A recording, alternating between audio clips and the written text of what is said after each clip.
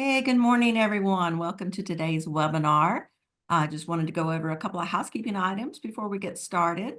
We'll have all of our participants on mute throughout the presentation, but if you have questions related to the presentation, we ask you to please use the Q&A button so that we can address those at the end of the presentation.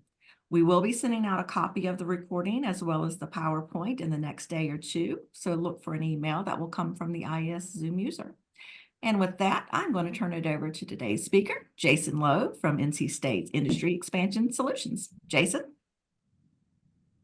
Hey, good morning, everyone. My name is Jason Lowe, and I'm going to bring up a slideshow in just a second here for everybody to see. So everybody should see a splash screen with NC State University Industry Expansion Solutions on it.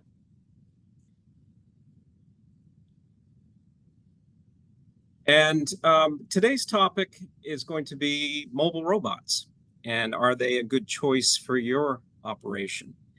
And I've invested a lot of time over the past couple of years in particular looking at this technology, which is fast evolving and will continue to evolve for many years, it is my belief. So I think it's very relevant to a lot of headaches and issues that manufacturing has these days. And it's probably one of the, if you were to Google robotics as a generic search, you're probably going to bring up images and topics related to mobile robots. So I'll give you a little bit of background about who I am. I am a manufacturing specialist here at Industry Expansion Solutions. So I assume a trusted advisor role, and my background is in automation and robotics. I'm a industrial engineer by training and schooling, and I'm also an electrical engineer in my undergraduate days. And I was on the cusp, thanks to my former department, in additive manufacturing. So I have a fair amount of knowledge in that space as well.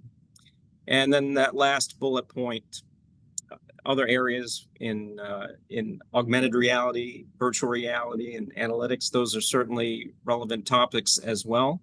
And those continue to evolve very, very fast. And perhaps there will be another webinar down the road related to those items. So I'd like to go over a quick agenda. First of all, this is going to be about a 30-minute presentation, I'm hoping.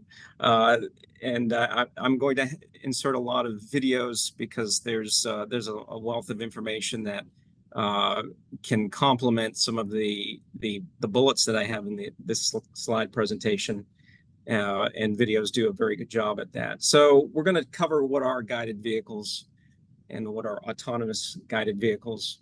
We're going to establish some baselines. We're going to talk about some of the applications that you would find mobile robots, and a little bit about where we're headed, and then how IES as an organization can help your organization. And then at the very end, we'll have some time for a Q&A session. So and these statistics change almost on a daily basis, and because of the focus of what we're looking at today, I wanted to kind of hone in on a lot of warehousing, and that's where we see a lot of automated mobile robots. 73%, and this was a study last year, of warehouses can't find enough labor.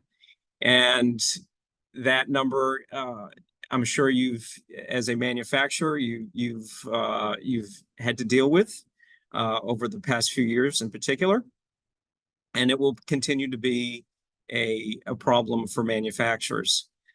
So how can we backfill some of that labor that is missing, and that is through automation.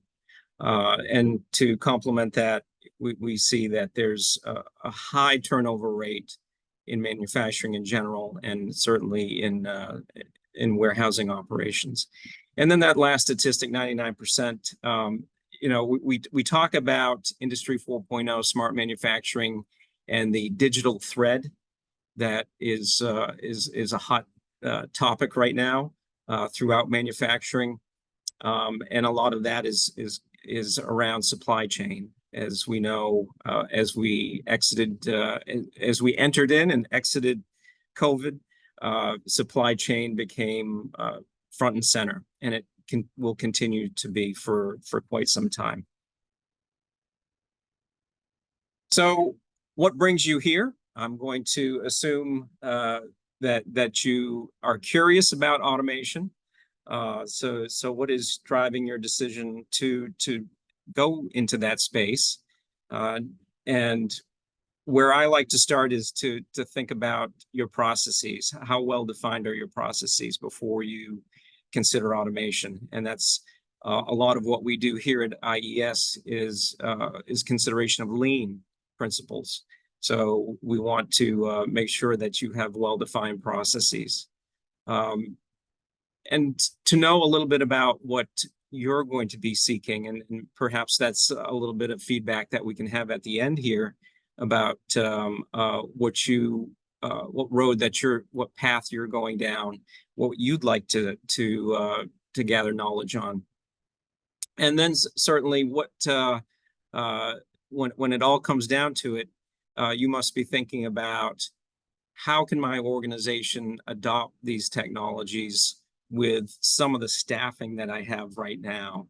A lot of manufacturers just can't go out and hire technicians and engineers to adopt these types of technologies. And hopefully, as we go through the presentation, some of these things might look a little bit intimidating, but they are becoming more mainstream and able to be adopted with the staff that I think you have already. So I want to recognize that this is a journey, that it should be taken in stages, and we'll kind of wrap that around at the very end again. So I like to start off a lot of things a little bit lighthearted and perhaps of general interest to people, not just people on this call, but this is certainly something that has been in the news a lot, and this is relevant to our base here in North Carolina, because it is an example in North Carolina. So I'm going to let this run here. There is a new delivery man on ECU's campus, and it's not in human form. Take a look. It's these robots. Students can order food and drinks on the Grubhub app from campus restaurants like Raising Cane's. They pack the items into the robot, and it's sent off, and then it'll deliver it right to the doorstep of any campus location. It's a great service for students. It's innovative, it's fun. And if you think about students, they run from class to work to their activities, and so this is a convenient way for them to get food right where they're at. ECU Dining Services partnered with Starship Technologies and Grubhub to get the robots. ECU is only the second university in North Carolina to have the technology.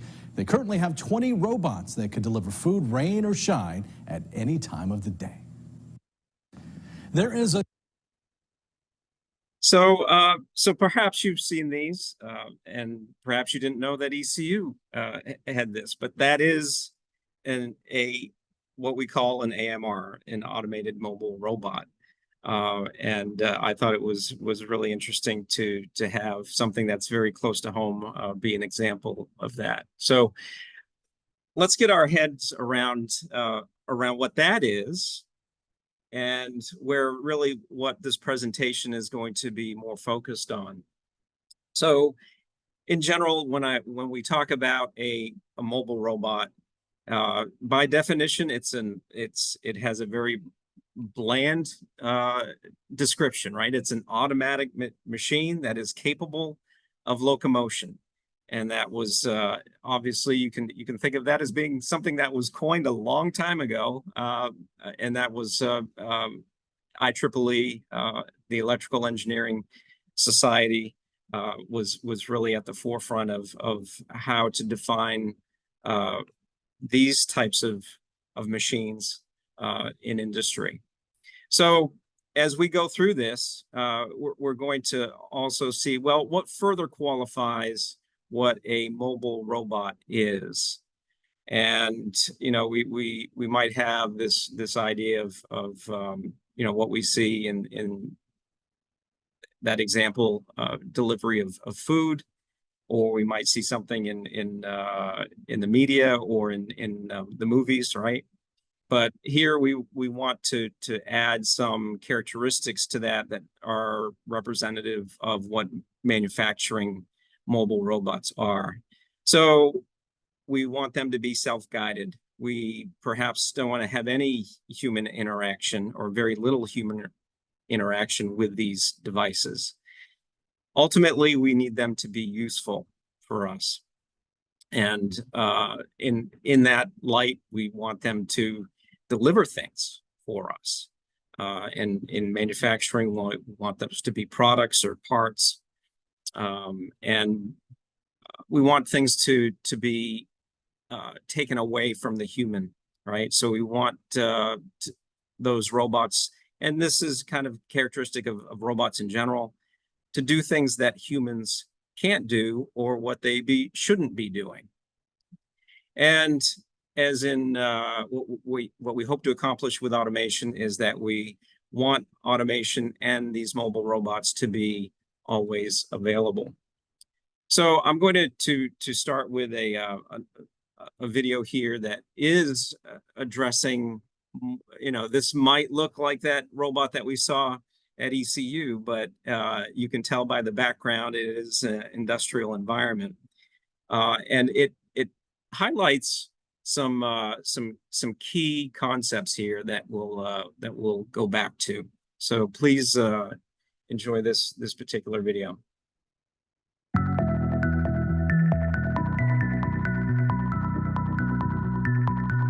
My name is Peter Nygaard. I am the CEO of Vola here in Denmark, where we are producing taps for kitchen and bathrooms. Vola is a very old company, founded in the 1873. It's very strict and very, very minimalistic. All Vola taps is produced here in Horsens.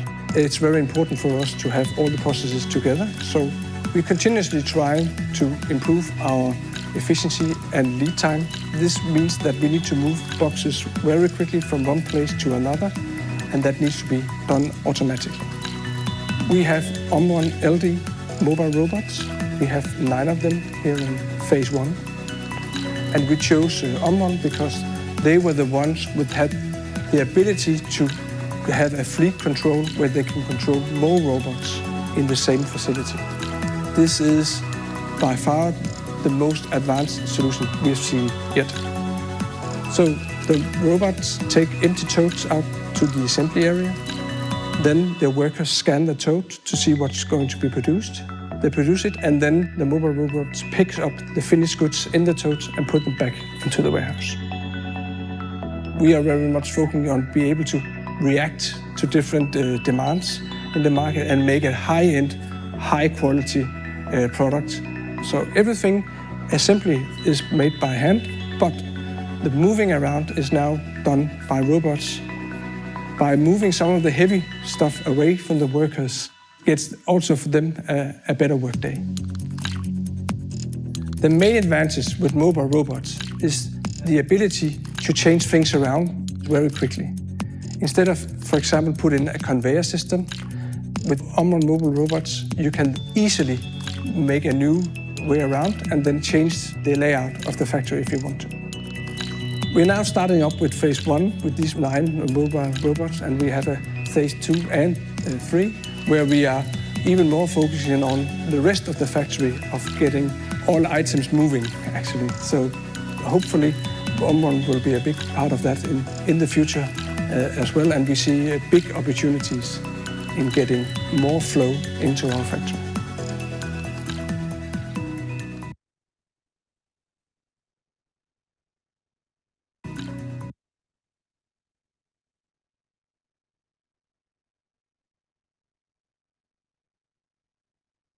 So, what can automation do for us? When Google Fiber first launched 1 gig, it cost $70. okay, but today it costs. I just told you it's $70.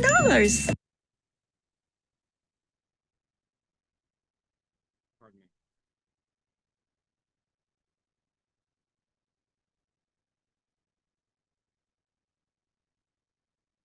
All right, we should be back here. So, what do we want automation to accomplish for us? And this is where all of these bullets actually are from that video. So the person that was speaking in that video talked about increasing efficiency, reducing lead times, reacting quickly to changes in demand, having a better flow in their operation, adding flexibility. So he made a point about being able to remove fixed conveyor systems from their traditional manufacturing. So there's a point about flexibility. Removing the physical burdens placed on humans. He made a point there too. And I just kind of added this, all of these things obviously are going to make a different environment for the people that you do have working in that environment. And if you picked up on how old that company was, which is over 100 years old, and you looked at that video, you wouldn't have even imagined that company was that old. So obviously a well-established company. They're not new to automation, but they have adopted this and done it in stages, right? So he talked about 3 different phases that they're going through in adopting this. So they didn't go full in from the very beginning.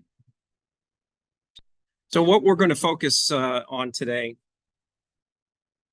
are basically these 3 types of autonomous mobile robots. And you might obviously on the far left see this as a warehouse type of operation. The middle picture being a material retrieval operation or placement in what would be maybe an ASRS system. And then at the far right, you see a mobile robot that it has a traditional 6-axis articulated robot mounted to the mobile robot. So this is a different class altogether because it's integrating 2 different realms of robotics. What we're not going to focus on is industrial robots. So we are going to take that topic as a separate item for discussion. But as you saw in that previous slide, the 2 can be integrated with each other. And what we're also not going to focus on is what we saw in that first video clip about the food delivery robot. Here, we're not going to address those, even though they are mobile robots.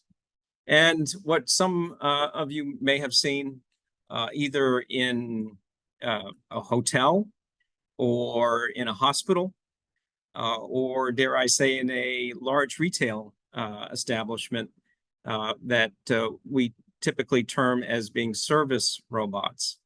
So we're not going to address those in this particular webinar. They have a very different purpose and not manufacturing focused. So as we look at or reflect back on that slide that I had, the 3 general mobile robots, you see that there's actually a standard associated with mobile robots, and that's based in ANSI, and there's also a developing ISO standard for this as well, an international standard. And this is ANSI 15.08. There's actually one called 15.06, which addresses collaborative robots. This is a standard that was developed prior to 2020, and then was voted on and adopted in that year. And I know that this is in constant change. So as robot standards go, if we kind of go back in time, these things weren't updated very often. But we see in the past 10 years in particular that there's a lot of changes being made to the standards. And I would expect this 2020 standard to change yet again next year. So there's always committee work that is being done to address some of the new applications and the new safety issues that need to be addressed with robotics. So you may have heard AMR, and you may have heard AGV, being an automated guided vehicle. And there's also this class of industrial mobile robot, which is really that third, that far right picture in the earlier slide, which puts a traditional robot on top of a mobile robot. So there are three different types of mobile robots. There's the type A, which is that picture over on the left. Okay, basically just going to a place in your warehouse, and maybe it's a fork truck that is putting a pallet onto the device, and then it moves along and it drops it someplace else. There's a type B, where we see that we add a piece of automation to the base unit. In this case, maybe it's a transfer device in that middle picture. So we're adding automation to type B, and yet we're adding another level of automation in type C. So we're adding a robotic arm to that AMR. And we typically in the space call those IMRs, industrial mobile robots. Okay, so if you're now thinking about, well, Jason showed me these three different types of robots, how can I use these in my environment? Well, let's think of someone in your organization wearing the hat of somebody in the logistics, so in the warehouse portion of your plant. And you know, by one of that first statistic that we saw, you know, maybe we're trying to attack this from, I don't have workers, I have labor issues, that I need fork truck drivers, right? So as you can imagine, moving things around in a warehouse or from a warehouse, doing some intralogistics to maybe a plant floor. I need somebody to do that. I need somebody to go operate a fork truck. So maybe that is what I'm trying to overcome. I'm trying to overcome efficiencies and flow. This is where we'll talk about fleets and how we can use optimization methods to have these systems actually calculate the best flow for a pallet or product to go from point A to point B in the shortest amount of time. Reduce staging errors. So when I put some trust in automation, maybe I'm actually reducing errors. And certainly we want to always enhance safety. And I think perhaps you were drawn to this topic by looking at that short description that we posted, being the number of injuries that are in this space. Well, if we go back and look at our history in robots, there there wasn't a great deal of accidents involving humans and robots because we weren't really addressing robots in the space of AMRs 30 years ago. And when we start to replace or to augment handling efforts, typically done by maybe someone that's driving a fork truck, we know that there's a lot of safety issues, and perhaps there's this spike because of that when we look at issues in safety that, oh, now why are we associating so many more accidents with these robots? Well, a lot of it is because of the mobile robot efforts that we're seeing. Maybe I'm the process engineer. So I'm going from the warehouse to my process where I'd like to automate a process. Again, not thinking about the robot that I would put on the line to do assembly or something like that, or do some pick and place, but also thinking about doing things that are very repetitive, moving things around. So as an industrial engineer, we really dislike moving things around. That is one of the deadly sins of lean manufacturing. So we want to look at things that are very repetitive. We want to also look at things that are dangerous to humans, right? And those could be things that are in proximity with other automation. We'll see a video here shortly about that illustrates that. And if I'm an industrial engineer, I also want to think about balancing lines. And with this automation, we can do some dynamic balancing. And perhaps another level is an inventory specialist. I am missing things in stock. I want to be able to better control where I put things. I want to do stock validation. I want to see if something is on that stock rack or not, and not have to send a human to do that sort of audit. I want to take away Kanbans from my floor. Kanbans on the floor can take up space. And I want to obviously move things, inventory, to the point of use in the quickest, most efficient manner possible. So that also ports into inventories. So let's dive in. AGVs, I started with AGVs before they became AMRs. So AGVs are very old. In fact, I saw some references back to the 1950s. I don't know how much that was a trend back in the 1950s, but I certainly used them later than that.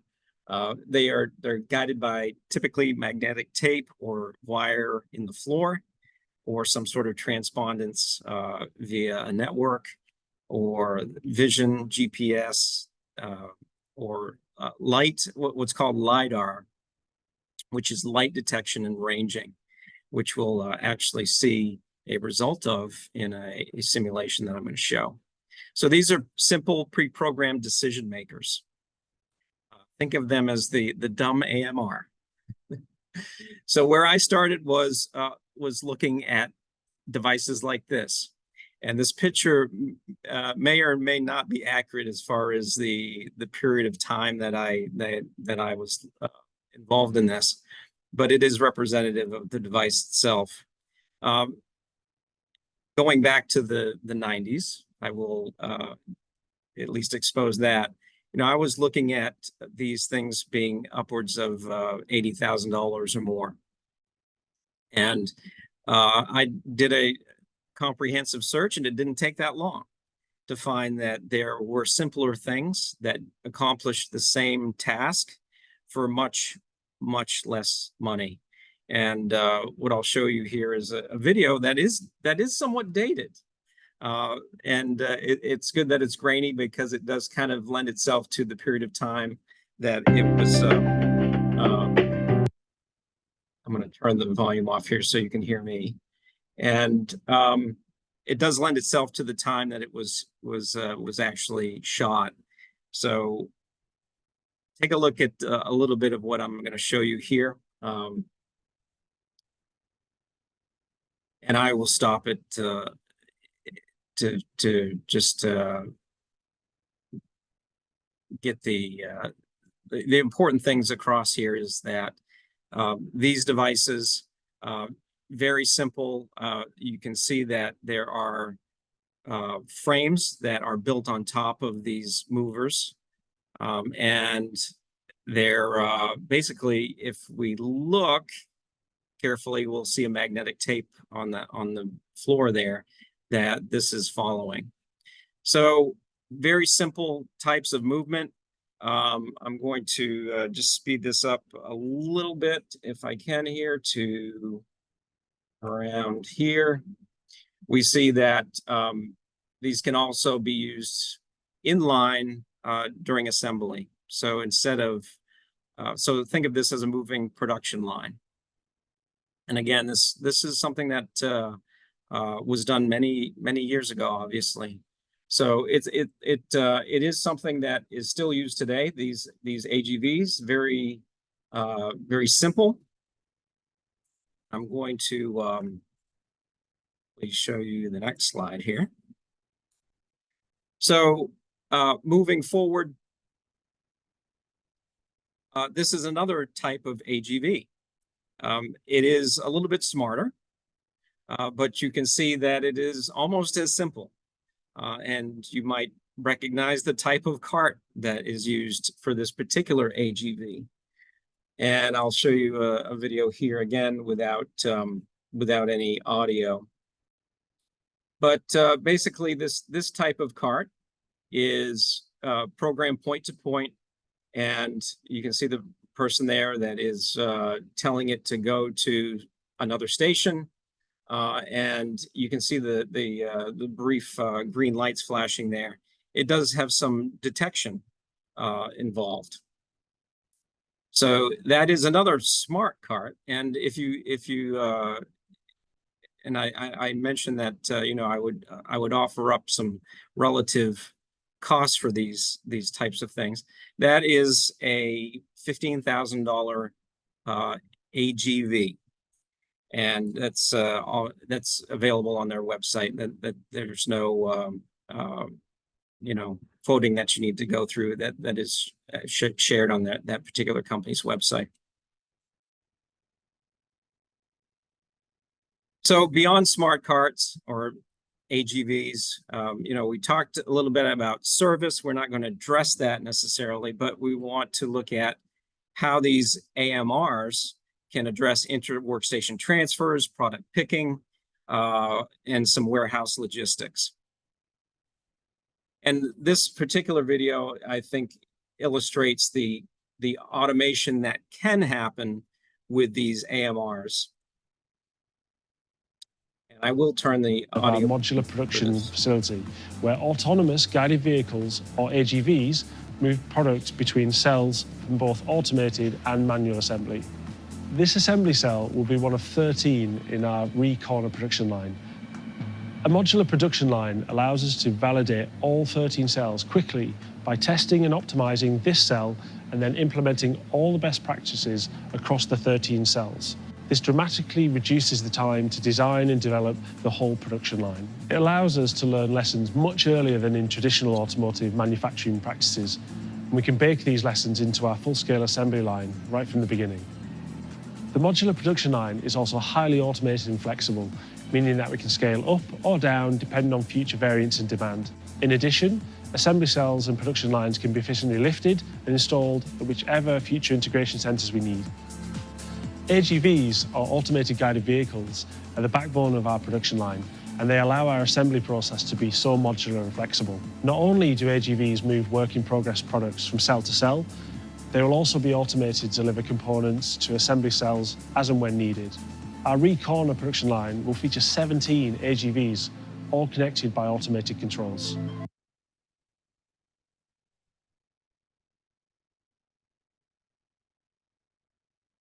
So that is much the ultimate, right, in manufacturing, where we saw these AMRs in a fully automated situation with working in tandem with industrial robots.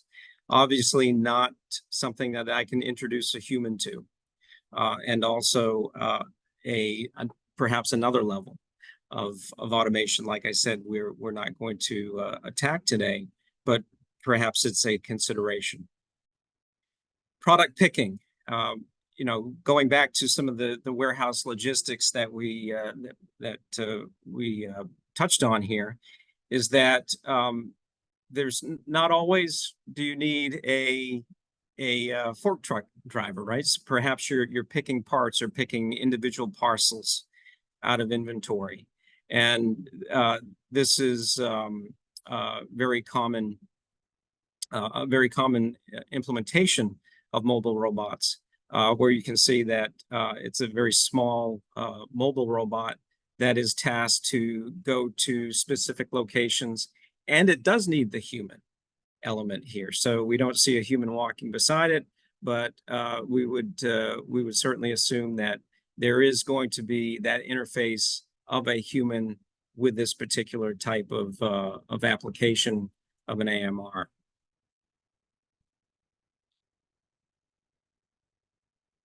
I'm going to skip this particular video in the interest of time, but I want to show this one, and this one is sped up, as you might be able to tell, where we're looking at two different types of those AMRs that I described earlier, a type B and a type C, where there's an AMR with some automation on it, but there's also, we can see here that there's an AMR with a robot on it.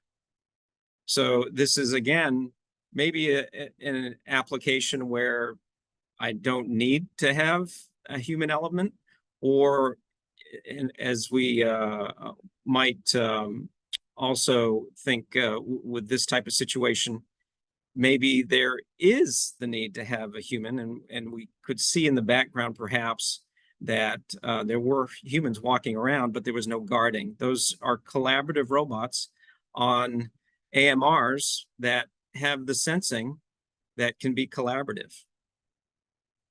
And one other IMR, Class C type of device, is this. And this is illustrating the some of the programming that I could do, or the pre-programming that I could do offline, where it has this integration of both perhaps this video that's showing us what might come out of a simulation, but also what is happening in real time, where I would have a mobile robot, in this case an industrial mobile robot, that is going from cell to cell. And here it's delivering tooling, and we can assume that this is expensive tooling because it is being shared amongst different machines. And the highlight here is that this can be tooling, but it can also be a robot that is mobile, that can be delivering product and taking product from a machining cell. So for those in the metal cutting world, or in plastic injection molding world, where I need to move parts in and out of machines, we can think of this type of robot having this application of tooling, but also bringing products to and taking products from cells. So what about forklifts? What about stackers and pickers and those things that that I might associate with a warehouse? Are these considered a type of AMR? And you might be saying, sure, Jason, it is. Well, by definition, it actually isn't yet. So it does reflect what we do with these AMR classes, but it is by the standard that is still currently in place, that it is, and there's an ASTM standard that addresses fork trucks and forklifts and pickers and stackers, that is years and years old, that is now being modified because the two technologies are coming together. Okay, so I can have a picker, stacker, forklift being operated by a human. And I can also put that in an automatic mode and have these devices act as a mobile robot and have them talk to each other just like a mobile robot would. And I'll share this video.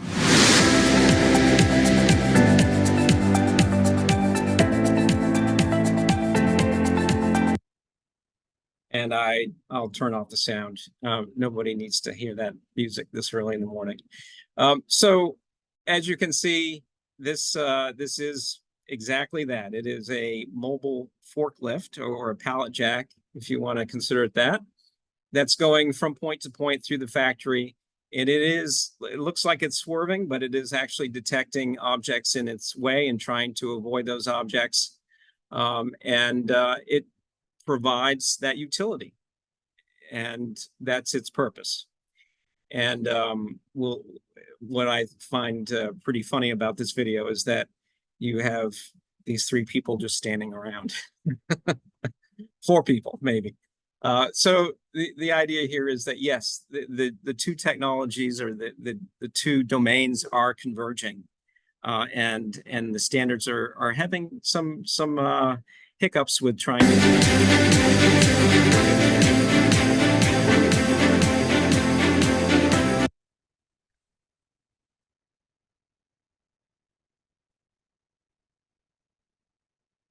So bearing with me here. So I try to advance the slide. Oops. So which are right for your operations? So obviously they need to be driven by need, and hopefully that reflection or that exposure to a lot of those different types of AMRs gives you some ideas to think about for your operations. What we really didn't treat all that much is the software, and some of the software is what's called fleet control or fleet operations, and they are developing even faster than the technology in many cases, where they're needing to connect to your ERP or MES platform and be able to be conversive with that. They need to be an active agent in controlling traffic. So that is a big thing that the software is treating. They do mapping. They can do some real-time tracking, and obviously there's some health charging that is addressed through the software, conversing with the AMRs themselves. So if we look at this very quickly, we can see some of the tasks that are kind of being clouded on top of this video, where what is the software doing in the background? Here it's just it's basically showing where that AGV or AMR is going to be going. And here's what somebody might see on that programming end, or on the end that is displaying the activity of the AMR. And on the upper right, we see that the mapping is being done, and that can be done via the device itself or the AMR itself. And I'm assigning some traffic control to that AMR in preparation for commissioning that AMR. And then over on the left, the lower left, is a dashboard. So if I'm a supervisor or manager or engineer, technician, I can actively bring up what the performance is of that AMR or that AMR fleet, and determine, what activity I'm having, what hiccups I'm having. Maybe they're going to charge, and why are they going to charge all at once, type of scenario. So there's some utility in these pieces of software that come with the AMRs that address the programming and also the display in real time of performance. So I'm going to wrap up here. So what you probably have more questions. than you do answers. So that was kind of my goal in this presentation, was to generate some of those questions, and just to recognize that our goal here is to keep you informed, to help you make those wise decisions for your plan. And to kind of reflect on what Vola said, going slow, taking things in stages. They had a 3-stage adoption of these technologies. You come out on top.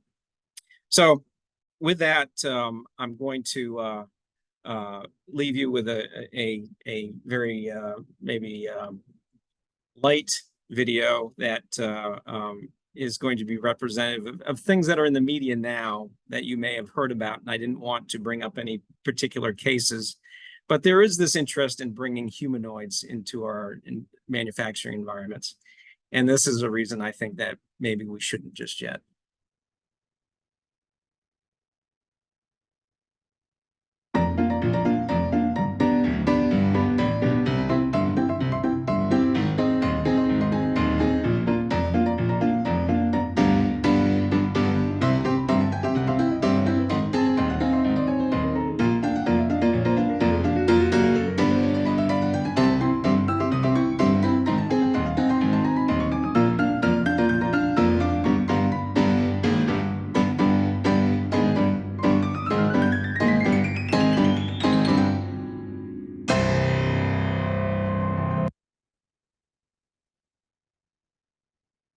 So with that, I would like to turn it over to our host, and we'll address some questions in the end.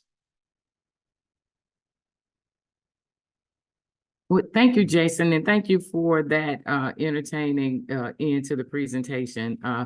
Not yet is really the key, right? But I'm sure that it is coming. And so as Jason takes a moment to look at the questions that are in the Q&A or the chat, I just like to introduce those of you who are not familiar with IES. So if you have been to one of our webinars, put it in the chat. Let us know that you've been with us. And so welcome back.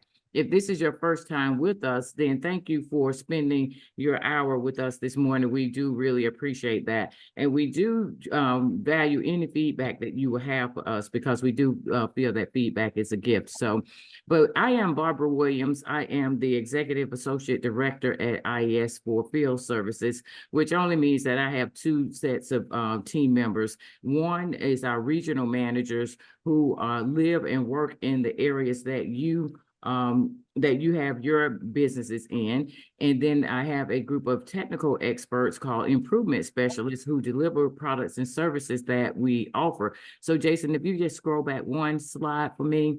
And so you can see a list of things that we do. So Jason mentioned lean manufacturing a couple of times. And so we have a whole host of things. We work in the defense industry. We are an OSHA training institute, education institute, and we do process optimization, quality management systems, ISO systems 9001, 45001, all of those numbered quality management systems from quality, environmental safety, aerospace, automotive.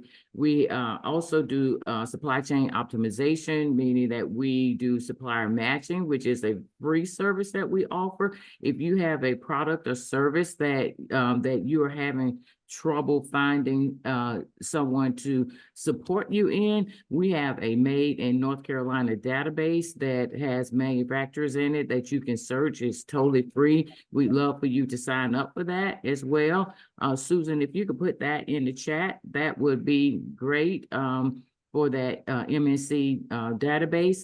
And like I said, if you can't find a supplier, we have the matching program for North Carolina, but we are also part of a national manufacturing extension partnership, and we are the North Carolina MEP, and we can have what your needs searched throughout our network, which is 1 center in every state and Puerto Rico. So we have 50 other MEP centers like ours who could search their databases to find you a supplier, and so that we can keep manufacturing in North Carolina first and then the US second. So so we just do a lot of things. And if you have any questions about anything that happened today, Jason's contact information is in the slide presentation. Susan just put my contact information in the chat, and my background is with the quality management system. So if you have any questions about ISO, anything related to that, you're welcome to reach out and talk to me. And so those are the products and services that we offer. And then on the next slide, you know, we can't do it all. And so we partner with different agencies, and you can see those agencies on the screen here.